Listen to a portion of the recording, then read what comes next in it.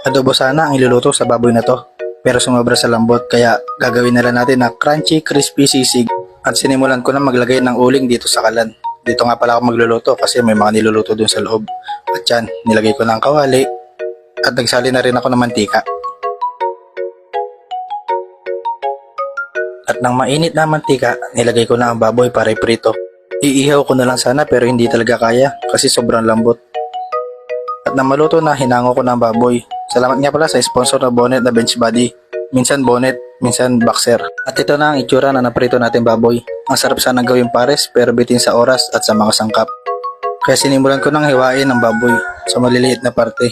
Sobrang dali niya lang hiwain kasi malambot na ang karne. At ito na ang itsura ng mga nahiwa natin karne. Doon na ako magluluto sa loob kasi wala na masyadong niluluto. At tinulungan na nga pala ako ni nanay maghiwa ng sibuyas. Ngayon pala ay kanyang kaarawan. Happy birthday, Nay! At sinimulan ko na maglagay ng mantika sa kawali para igisa ang sibuyas at maging malasa. At nang mainit na mantika, nilagay ko na ang sibuyas. Tapos minekos-mekos ko na. Sunod natin ilalagay ang karne. At naglagay na nga rin pala ako ng 2 itlog. Sunod natin ilalagay ang rino. Tapos imemekos-mekos natin ulit yan. Hanggang maghalo ang rino sa karne. At habang nagluluto ako ng crunchy crispy sisig, sa kabila naman ay nagluluto si tita ng biko. At sunod ko na nilagay ang sili para sa spicy flavor ng ating crunchy sisig at konting magic sarap.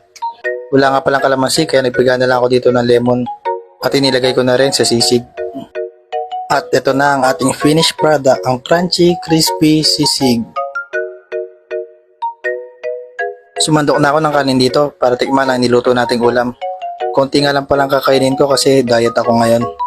Salamat sa panonood. Hanggang sa muli. Paalam!